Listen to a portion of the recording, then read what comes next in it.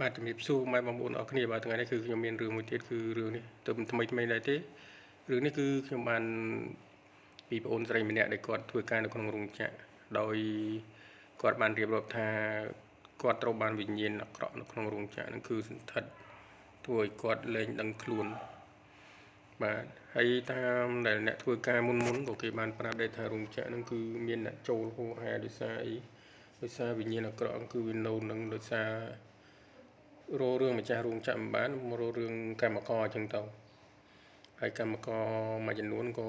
ខ្លះទៅនិយាយដាក់ទៅក៏ចាប់ដើមចូលស្រែករលោឡទានេះទានោះទាមន់ស្ងោទាក្បាលជ្រូកទាស្រាទាអីដើមចង់ហូបនេះហូបនោះរហូតដល់ថ្នាក់ធ្វើឲ្យគេបាត់បង់ជីវិតទៀតតាមដែលបងស្រីបានរៀបរាប់គឺក្នុងថ្ងៃមួយគឺគាត់ធ្វើការស្រាប់តែនៅថ្ងៃហ្នឹងមុនចូលឆ្នាំខ្មែរគេក៏ចាប់ដើមជប់លៀងហើយអាការៈបងស្រីដូចជាប្លែក2ថ្ងៃ3ថ្ងៃហើយបន្ទាប់មកចាប់ដើមជប់លៀងគាត់មិនដែលចេះហូបស្រាវអីទេចែកដល់នេះថ្ងៃហ្នឹងគឺធ្វើឲ្យគាត់ឃ្លានចង់ហូបស្រាដោយអស់ស្រា4 5កំប៉ុងលើកផឹកទៅដល់ពេលលើកផឹកហើយគឺគាត់លែងដឹងខ្លួនអីដោយសារមានបញ្ហាពួកអមនុស្សវាចូលក្នុងស្ថិតក្នុងខ្លួនគាត់ពេលដែលចូលគឺស្រែករោទានេះទានោះទាខឹងដល់រដ្ឋបាលរោងចក្រទៀតដោយសារទាថារោងចក្រនឹងមិនដែលដាក់អ្វីឲ្យអញស៊ីទេហើយតាមដែលដឹងមកគឺរោងចក្រនឹងគឺអត់មែនប៉ុន្តែរោងចក្រមួយចំនួនក៏គេរៀបចំដែរប៉ុន្តែហើយរោងចក្រគេនឹងក៏សុខសប្បាយមិនសូវដែលអីដែររោងចក្រនេះគឺជួនកាលមានអ្នកធ្វើការចេញវៀនយប់ឬក៏អីចឹងអាចមានគ្រោះថ្នាក់ស្លាប់ហើយក្នុងអំឡុងពេលមុនដែលអ្នកអូនស្រីមានបញ្ហាហ្នឹងគឺមានករណីស្លាប់ដល់12នាក់ទៀតតាមដែលដំណើរសាច់រឿងហ្នឹងគឺចូលប្អូនចូលទៅថាស្រែកពេញរោងចក្រដំណងស្រែកដល់ពេលហើយយកគាត់មកដល់ក្នុងខ្លងទ្វារមួយក៏ស្រាប់តែលេងអី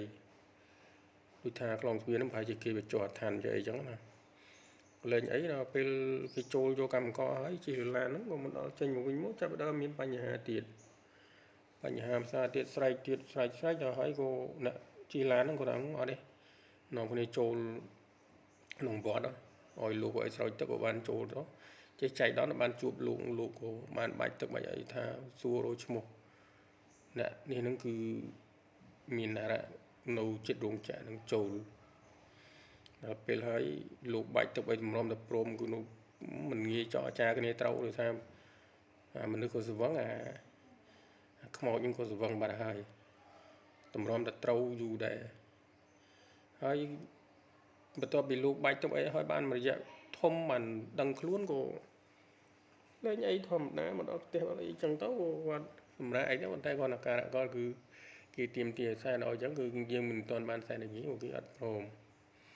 តមកក៏យើងរៀបចំរៀបអីសែនព្រានគីហើយលេងអីមានបញ្ហាអីទល់ថ្ងៃនេះជប់មានបញ្ហាអីរហូតទល់ថ្ងៃនេះដោយសារយើងបានដាក់រៀបចំសែននៅក្នុងរោងចក្រគីចឹងទៅហើយតាមនេះគឺ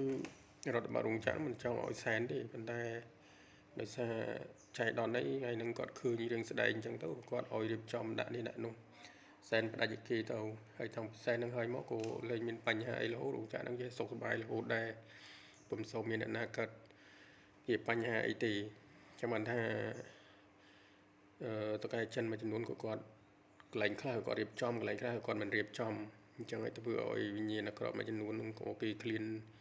ចង់ហូបនេះហូបនោះតែហូបមិនបានដោយសារកន្លែងគេសែនអាសនៈគេផ្សេងអញ្ចឹងគេសាសនាគេផ្សេងអញ្ចឹងយើងដូចថាយើងសាសនាខ្មែរអញ្ចឹងគឺពួកអមនុស្សមិនអាចចូលបានទេអញ្ចឹងគេទៀមទាមិនធ្វើតកែរោងចក្រទេធ្វើគឺប៉ះពាល់មកដល់យើងជាអ្នកកម្មករហ្នឹងម្ដងជួនកាលចេញមកជិះម៉ូតូមកប៉ះនេះប៉ះនោះគ្រោះថ្នាក់អាចស្លាប់ដល់ជីវិតនេះជាអបិយជំនឿប៉ុន្តែគ្រាន់តែវាអាចនឹងកើតឡើងដោយចៃដន្យដោយប្រការណាមួយដែលយើងមិនដឹងបាទអរនឹងរឿងមានប៉ុណ្ណឹងបងប្អូនបាទអរគុណបងប្អូនសម្រាប់ការតាមដានស្ដាប់ហើយកុំភ្លេចជួយ Subscribe និងចុចរូបសញ្ញាកណ្ដឹងមួយដើម្បីឲ្យខ្ញុំមានកម្លាំងចិត្តក្នុងការធ្វើវីដេអូបន្តទៀតបាទអរគុណជម្រាបលា